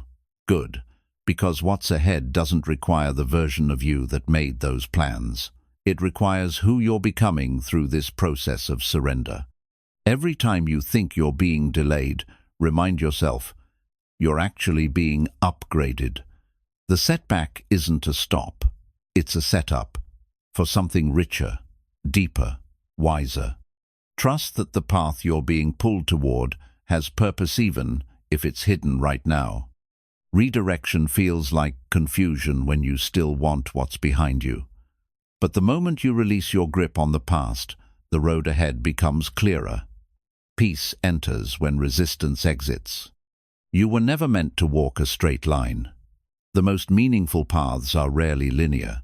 They're winding, wild, and beautifully unpredictable, and they lead you not just to outcomes but to awakening. If you're doubting everything, pause, breathe. You're not failing, you're flowing. You just haven't arrived yet. The journey is still unfolding, and the timing is not your enemy, it's your ally. Stop calling it a mistake. Start calling it movement. Forward doesn't always look like speed. Sometimes forward is stillness, reflection, healing, all of which position you for a quantum leap later. You are not stuck. You are being taught patience, faith, and intuition. The universe is training your inner world to hold the weight of what's coming. And that training often looks like confusion before clarity. Doors are closing so that better ones can open. Not easier, better. Ones that match your energy, ones that demand your growth, ones that lead to places your old self couldn't even imagine. The pain you feel now is shaping a strength you'll need later. Don't run from it. Learn from it. Let it polish your purpose. Let it shape your awareness. The most powerful souls are always refined through fire. There's a bigger plan at play that your mind can't calculate but your soul can feel. When you stop trying to control the route, you start noticing the signs, synchronicities, nudges, gut feelings. That's the language of redirection. You're not forgotten. The universe is not ignoring you. It's rearranging pieces you can't yet see. Your delay is not denial, it's design. And the design is more beautiful than your mind can hold right now. You didn't lose time. You gained wisdom. You didn't fall behind. You stepped out of alignment for a moment, and now you're being nudged back. That nudge may look like chaos, but it's actually a course correction. You were never meant to follow someone else's map. You are creating your own. With every decision, every lesson, every moment of surrender, you are building a path that's entirely yours. Trust the reroute. It's not rejection. It's redirection with a higher intention. If you could see what's being prepared behind the scenes, you'd stop worrying. You'd start smiling. Because you'd realize you're headed somewhere far greater than you planned. So if you're lost right now, let this be your reminder. You are not. You are being led. Every twist, every turn, every delay is part of the orchestration. You may not understand it yet, but soon it will all make sense. And when it does, when you finally arrive, you'll look back and realize that everything made you. The redirections, the detours, the delays, they didn't break you. They built you. They didn't confuse your path. They revealed it. The universe often works in silence. It doesn't need to explain why certain things fell apart. You'll only understand in hindsight when clarity replaces confusion and peace takes the place of panic. That's when you'll realize the redirection wasn't random, it was sacred. When nothing feels stable, that's when the deepest alignment is happening. Old beliefs are cracking, old patterns are dying. You're not lost, you're shedding layers. You're peeling away the noise to finally hear your truth without distortion. Letting go doesn't mean giving up. It means giving in to something wiser. It means trusting that the force that created you didn't bring you this far to abandon you in the middle. There is still more for you. You just can't carry the old weight into the next chapter. Your confusion is temporary, but the strength you're building through it is permanent. You're learning to navigate by faith, not sight. And that kind of trust creates an inner power no setback can ever take away. We spend so much time trying to figure it all out that we miss the simplicity of flow. Sometimes the only plan you need is to stay aligned, stay available, and stay open. The rest unfolds when it's meant to. A closed door isn't rejection, it's redirection away from misalignment. The no you received might have been the best protection of your life. Had you forced it open, you might have entered a space that would have drained your light. In the space between endings and new beginnings, there's a sacred pause. Honor it. Don't rush through it. That pause is where wisdom grows. It's where your next level is quietly preparing you to step in fully. Nothing is random. Every delay has divine fingerprints on it. Every missed opportunity might have been mercy in disguise. You are always being redirected to exactly what your soul needs. 7. If your ego doesn't like it. You're not meant to understand every redirection immediately. Some things make sense only after you've healed. Some blessings arrive only after you've made space by letting go of what was never yours to begin with. You are not off track. You're simply on a track that requires deeper faith, sharper discernment, and more trust than ever before. This is not punishment. It's preparation for something far more aligned with your essence. When you stop trying to control the outcome, you unlock new possibilities.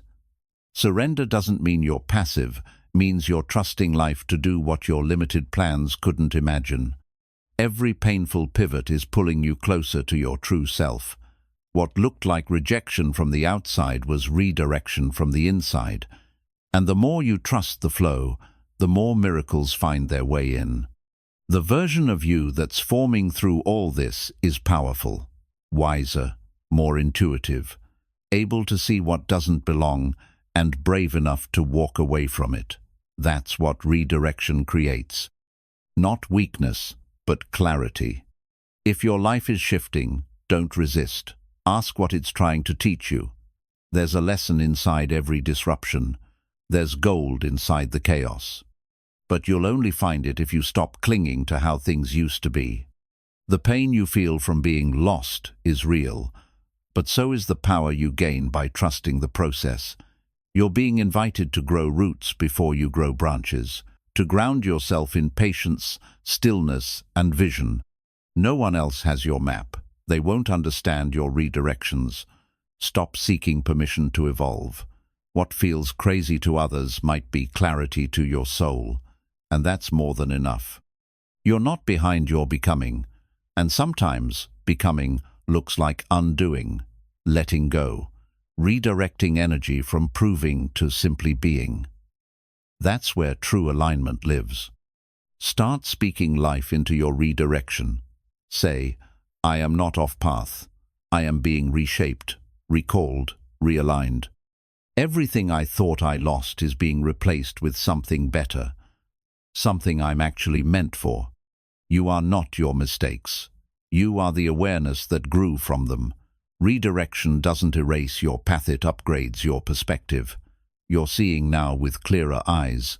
Don't ignore what life is revealing. Breathe deep. The storm won't last, but what you gain from enduring it will stay with you forever. That's the irony of redirection. It feels like loss, but it's actually a gift wrapped in confusion. The answers you seek are already forming, just not in the way you expected. Stay patient. Keep moving with grace. Your redirection will become your revelation. And one day, this detour will become your most meaningful story. You're not lost, my friend. You're arriving, quietly, powerfully, one unshaken step at a time. If this message reached you, it was meant for you. Let this be your reminder that you don't need to force what's already aligned. The more you trust, the more life flows. The more you release, the more you receive.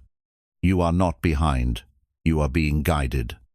Thank you for listening, and remember, what's meant for you is already making its way to you. Stay aligned, stay open, stay peaceful.